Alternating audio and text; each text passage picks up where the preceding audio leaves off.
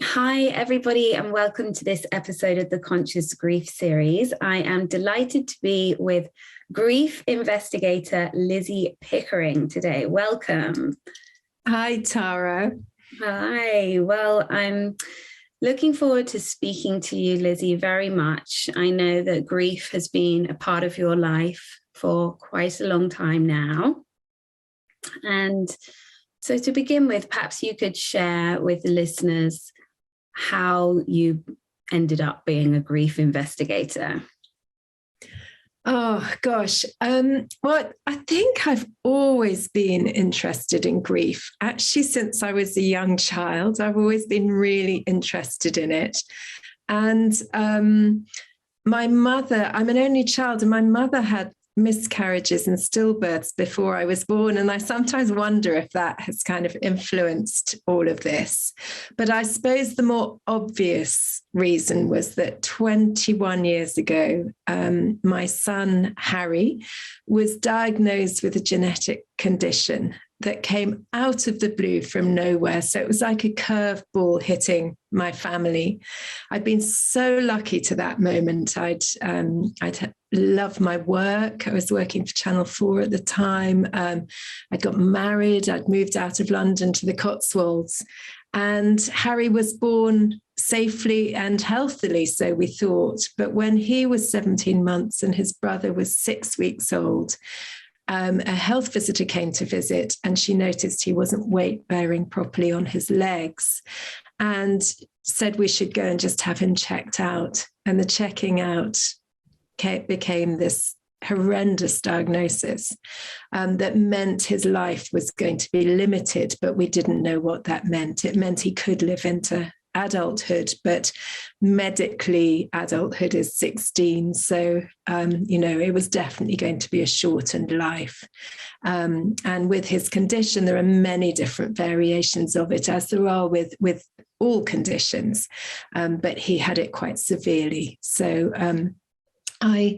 it's strange, right from the beginning, I felt he would be primary school age when he died, even though the diagnosis didn't necessarily say that. I had a real gut feeling about it. And he was actually 6.5 when he died.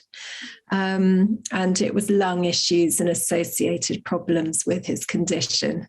But we were so lucky, Tara. We had his mind, and he was such a positive boy, Harry. He was just a cup half full person from the moment he was born, and he instilled that in everybody. So it was very hard to feel too sad when you were with him, because he was so joyful and he made the most of every second, even with a powered wheelchair and lots of equipment and very invasive procedures. He really enjoyed life and loved school.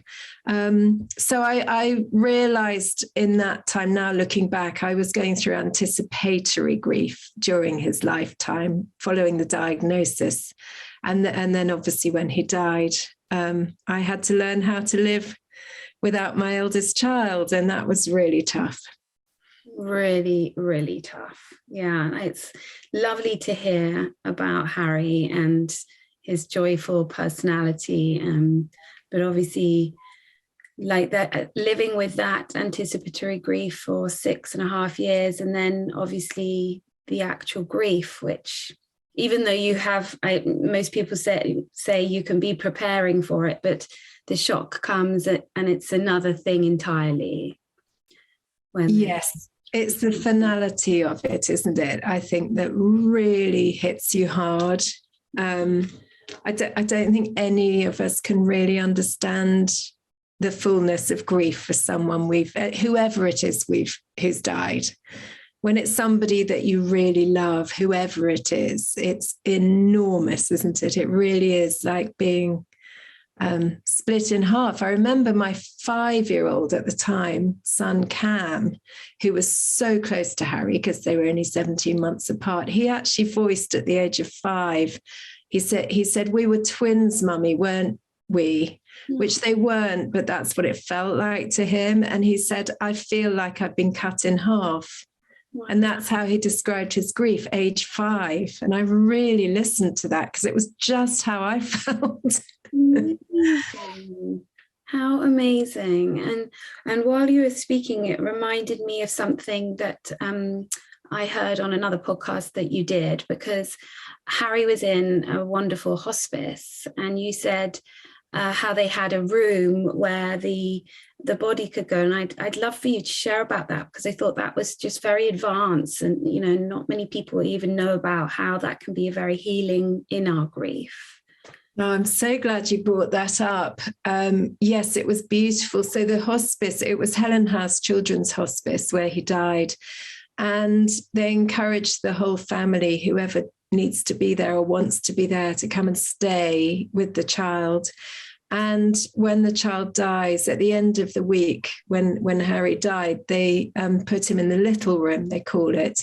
And Helen House was the first children's hospice in the world, founded by Sister Frances Dominica, who's an incredible person. And she had been to Ireland and she'd witnessed Irish wakes.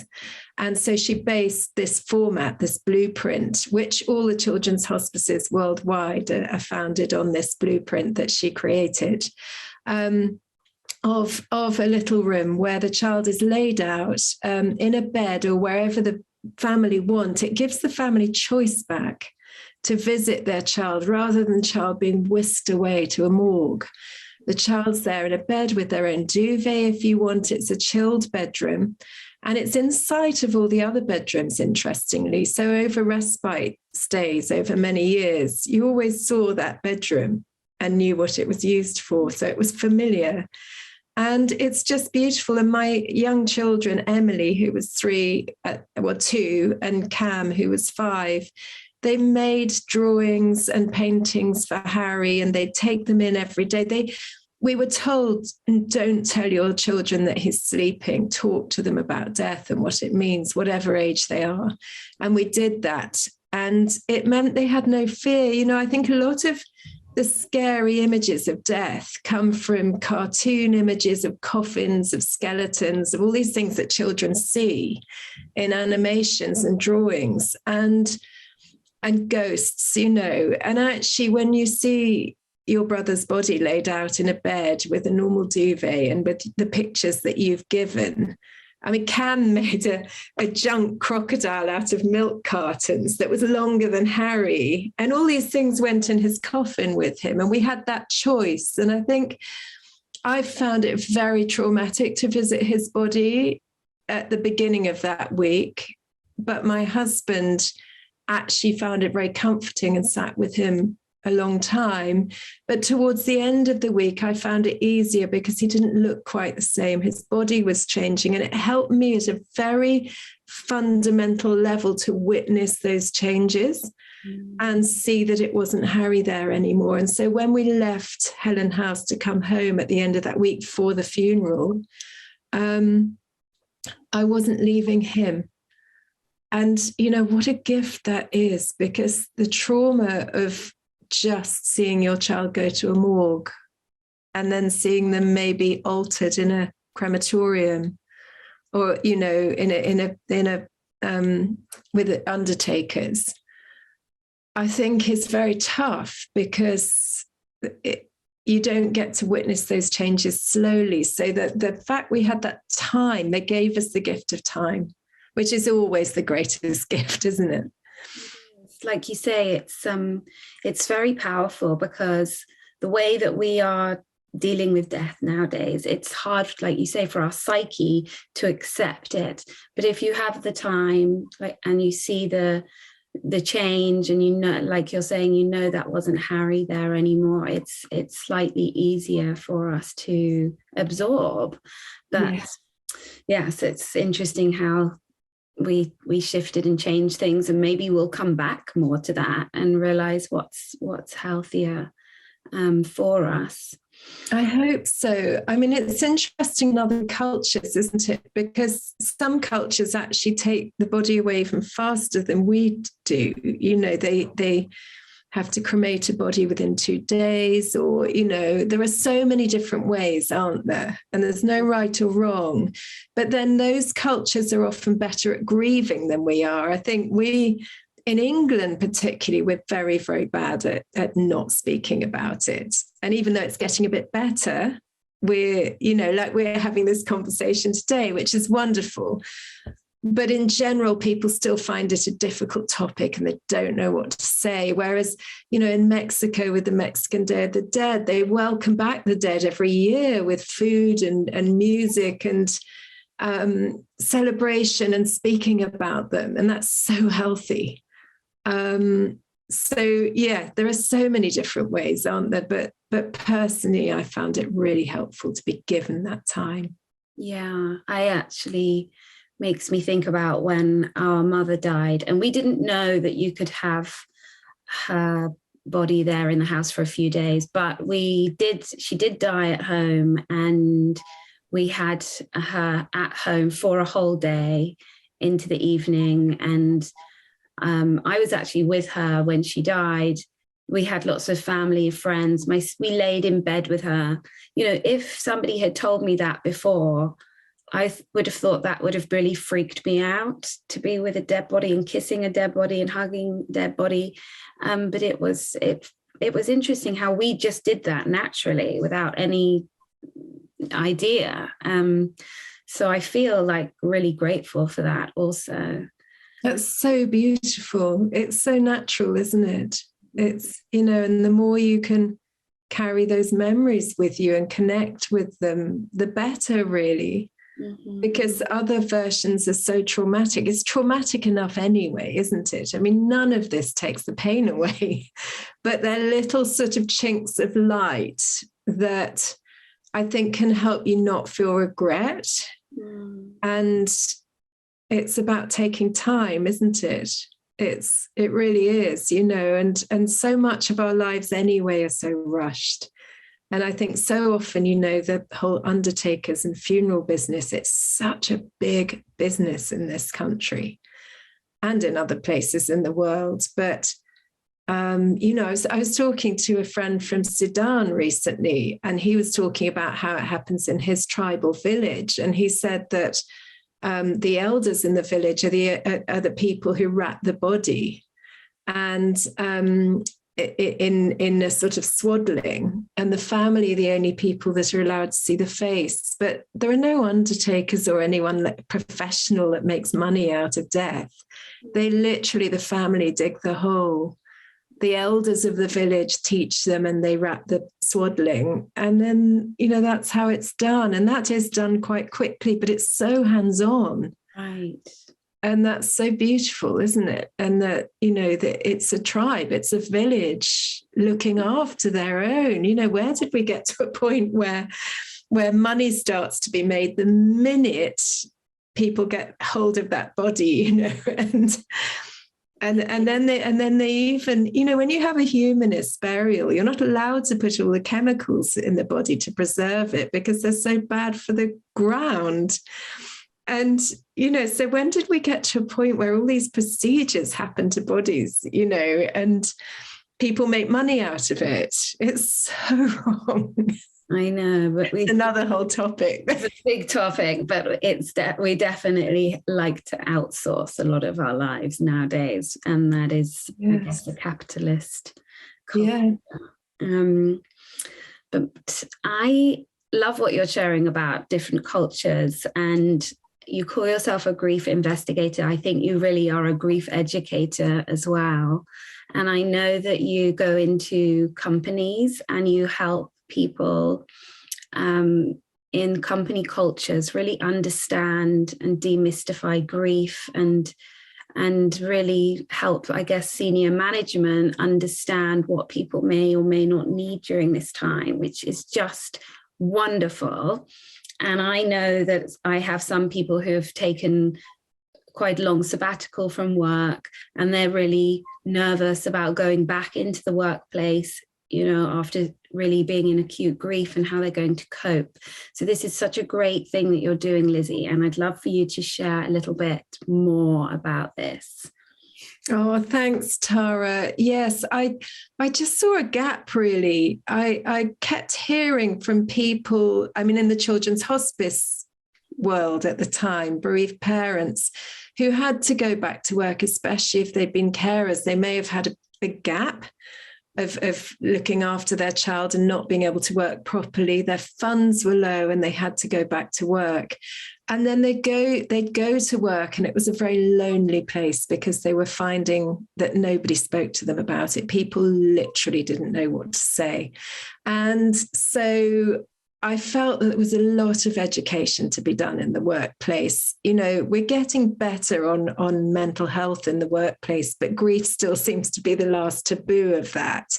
And I think really all companies, I try and help write their grief guidelines for their intranets so that there's a safe place that people can go when they're bereaved, but not only when they're newly bereaved. And I think this is the big education. It's realizing that so many of us carry grief from the past. And as you've experienced, you know, a lot of people in the workplace may have been bereaved as children, as teenagers, as young adults of their parents. And people have had brothers or sisters die, and they go into work and they never ever speak about it. And people in the workplace, because we're all being professional, might not even know that that's the case. And then they have to go through anniversaries and birthdays and days of the year. Well, every day of the year, of course. But, you know, there are particular times that can sort of highlight early grief, as you know all too well, and that can be very lonely. So the more companies can provide for those people, the healthier and better they're going to be, and the safer they're going to feel. And also the more loyal they're going to feel to their company, and the more they're going to stay because they've been acknowledged and heard and seen. So that's the aim, really, is to get companies, you know, really up and running with good grief guidelines. Because mostly when I first speak to the head of HR or management in a company and I say, what's your grief offering? They'll say, oh, it's great. You know, we give 6 weeks counselling in the first year for the person or for their family, but, you know, it's generous, it's good. And then whenever I say, and then what?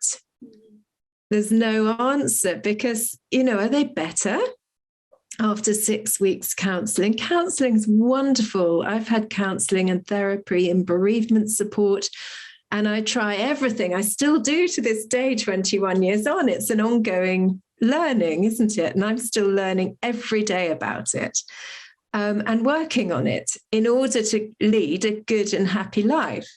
And so that's what we need to do in the work world to enable people. And one company, a law firm who I absolutely love, they've actually set up their own bereavement group of peer-to-peer support. And, you know, I just help them with topics occasionally. You know, I might suggest a podcast for them to listen to ahead of their bereavement session.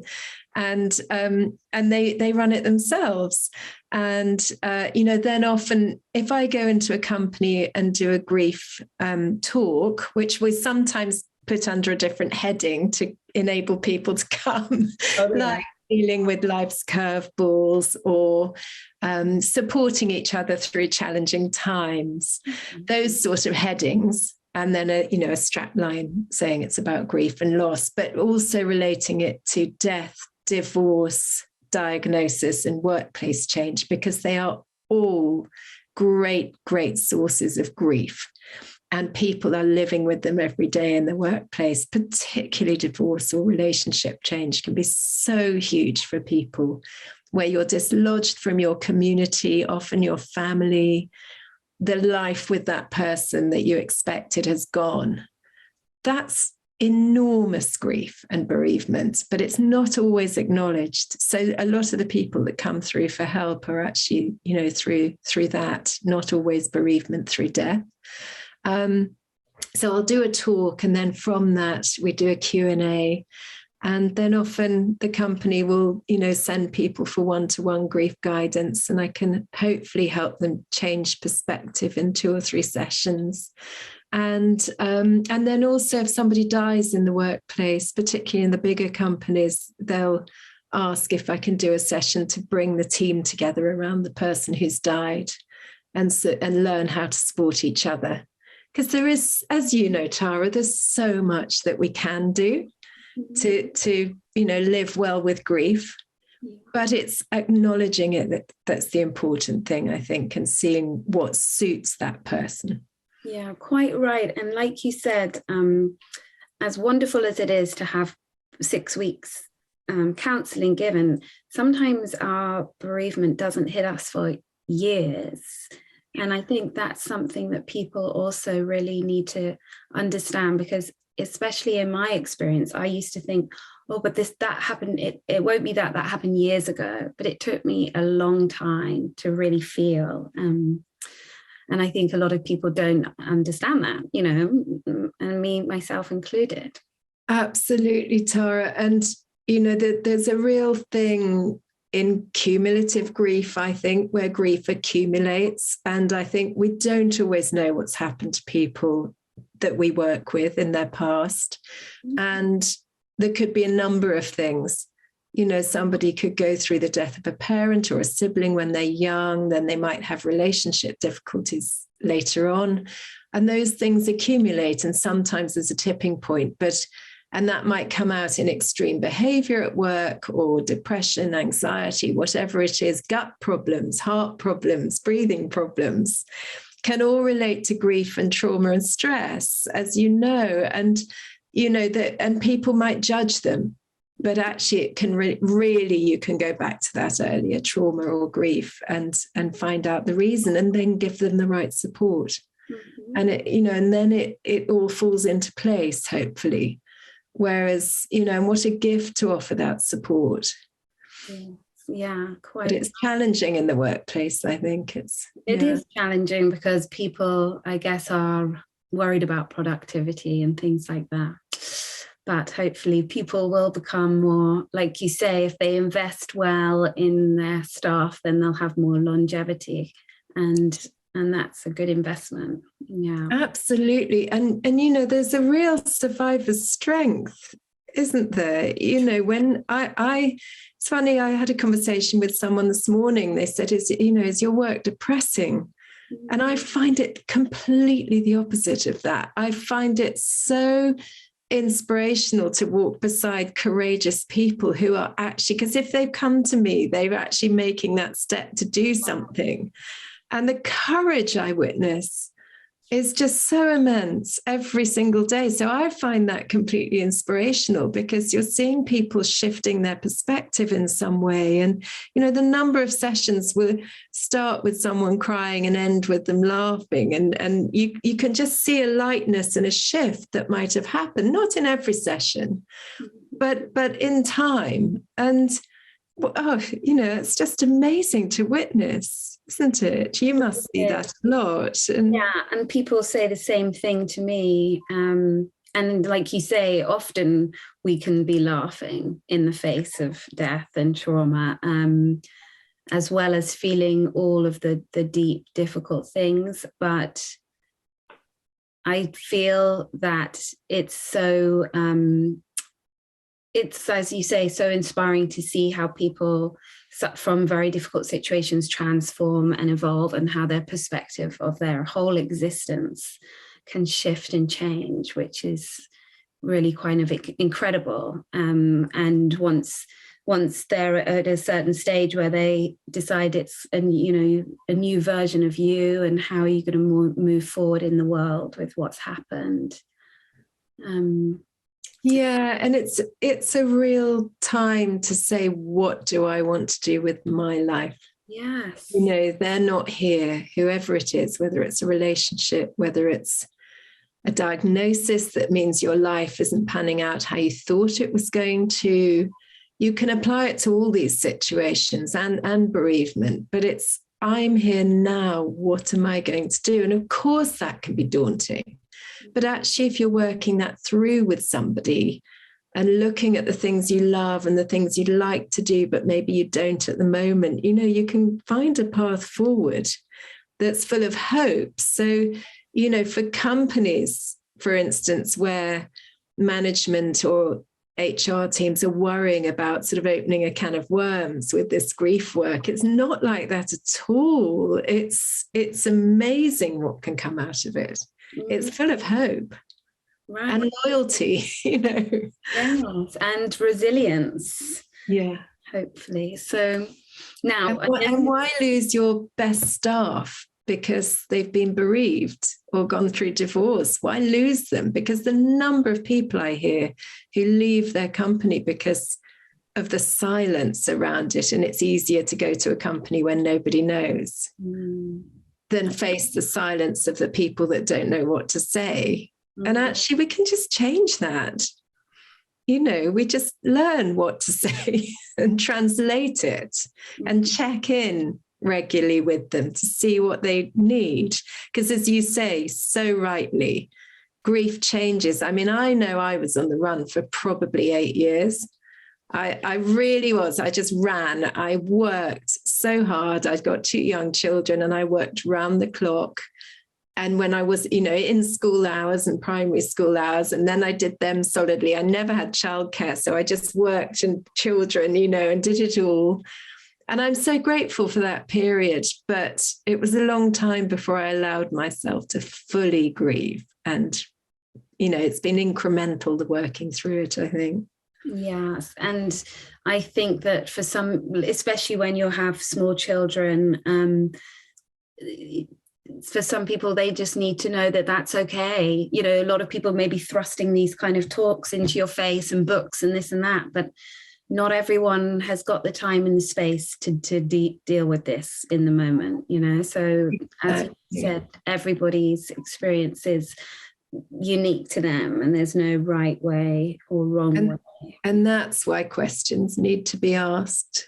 I think, it's this checking in so that as grief changes over the months and years, you check in with people to see how they're feeling now. And is there anything that can help, particularly over anniversaries, I think, or things like dealing with all the affairs, the estate and all that sort of thing in a death, that so often that can go on for a year or more. And people don't necessarily need a great chunk of time off work to deal with that. But sometimes a day every 2 weeks or a day every month could really help them with compassionate leave. And it's scheduled and planned, and that takes the weight off their shoulders, but enables them to work. Because actually most people want to be at work for a sense of normality, but it's really challenging. And so we just need to navigate it with them. Yeah. So it's not going to go away. Exactly. So Lizzie, I know that you have written a book. And it's not yet available to buy, but it will be soon, with the wonderful title, Grief Equals Love. So please, could you share more about the process of writing the book and what we can expect? Absolutely. Thanks, Tara. Yes. So it's only taken 21 years to write. But yes, I didn't ever intend publishing it originally. I wrote it as diaries for my younger children, because I witnessed their grief. And I just thought one day as adults, they may wonder, they wouldn't be able to remember necessarily what everything they felt at the time. And I thought maybe if I documented it and wrote diaries, it might help them one day. And that was it. But then I went to work for the Children's Hospice where Harry died, and I was there for 12 years. And I was on the fundraising team, but I worked closely with the bereavement team, setting up peer-to-peer support for bereaved parents. I also now collaborate with the Good Grief Project, who run residential retreats for bereaved parents. And so my sort of grief community has grown over the years. And I was hearing so many familiar themes coming through about loneliness, about going back to work, about their experiences of people walking the other way, and their experiences of what really helped them through their grief. And so I thought, actually, I wanted to record that in some way. So I wrote up my diaries. I edited them heavily, down to 60,000 words, because I'd written them over about 7 years, starting a month before Harry died and going on. And then I interviewed 23 people in the last lockdown. And talked about their long-term perspectives on their grief of many different situations, from a refugee friend to a friend who 40 years ago her son died of leukemia, to a friend whose father died, a friend whose brother took his own life, many, many different stories, but all with a long perspective. And so it's called When Grief Equals Love, Long-Term Perspectives of Living with Loss. And I really hope that it's those long-term perspectives that will help people, because there are a lot of grief books that are written in the first year of grief or early grief. And I thought it would be helpful to hear the stories of people who have survived it over many years and live with it happily. But all who acknowledge that it's an ongoing process. It doesn't leave you, but you can live with it. And in some ways, it means that you lead a very deep and healthy life because you're so aware of death, not sitting on your shoulder. But I think when you live with a deep grief, it can give you a zest for life and for survival and a pride that can be very useful and healthy. We all wish it didn't have to be like that, but we can't change that. So I think that comes through in their stories. If anybody wants to check it out, it's with Unbound Publishing, and you can actually pre-order copies. Good. I'll have to do so. Yes, I will. Well, perhaps we'll put a link to that. Thank you. Good idea. Yeah, I'm glad you mentioned that. So I hope it'll be useful to people. I really do, because I searched for books when my son was diagnosed. I wanted to, read about how people survived. And I read a lot of Elizabeth Kubler-Ross at the time, who was the real guru at that time. And now there's so much more. I'm just looking around my office desk, and there are books and books and books on grief here, from fiction to non-fiction. And I signpost my clients to the books that I think might help them, depending on who they are, and sort of, match them to books. But I still read a lot of grief work, and get something from everything. I think I'm like a grief magpie. I sort of take the bits that I think might be useful for other people, for me as well, and just have a sort of body of work that hopefully is useful to people. Yeah, that's a great idea, to refer people to different books individually and have a picking of many. Lizzie, I'm genuinely so excited about your book. When is it coming out? When is it? It'll be spring next year, so April, May next year. So I'm just about to start editing it with the publishers now. So it's finished, but we're just starting the editing process. Good. We'll have to have another conversation around the time of the launch, I hope. And my final question to you is, how would you interpret the term conscious grief for the sake of this interview? Oh, it's such a good question, and such a great title. For me, conscious grief is being aware of grief, but not letting it overwhelm you. And I think, for me personally, and what I see with my clients, but for me personally, grief is like waves. It's like sort of shifting gears that you can be moving forward, but with the waves analogy, they can come from nowhere, and I have to always be aware of it and have it in my consciousness, because it can come to the fore again. And that might just be looking at a photo. I've got one here of Harry, and if I just look for too long at a photo and think too hard, it can send me down. And so most days they're everywhere, but I glance at them and I look at them, and he's part of my everyday life. But if I allow myself, I can go there too far. And that's fine if I've got the time and the space to do that.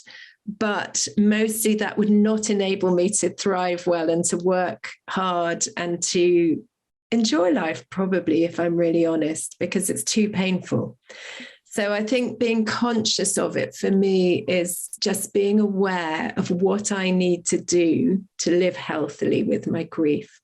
And that for me involves yoga every morning, even if it's just 15 minutes or 20 minutes. I'd always do something rather than nothing. I use meditation apps to do short meditations to remind myself to breathe healthily. Because there's such an irony that when someone dies, we, the bereaved, stop breathing properly. Such a big thing. Yeah. And I read and I educate myself, and I enjoy life too. My greatest pleasure is going to music festivals every summer, and I'm going to Glastonbury this summer, very luckily, after a big break because of COVID. And there's a lot to look forward to. You know, I feel very lucky, but I have to be conscious of my grief all the time and just keep it in the right place and live with it. Wow, what a gorgeous, wonderful answer to that question and to all the questions. Lizzie, it has been such a joy speaking to you. And I know that you're going to give so many people lots of hope, because you are a very joyful and vibrant person, you know, who's had to endure lots of pain. So it is all possible. Yeah. Oh, Tara, thank you. Thank you for having me. I've really enjoyed it. Thank you very much to everybody who's been listening, and we'll see you soon. Bye-bye.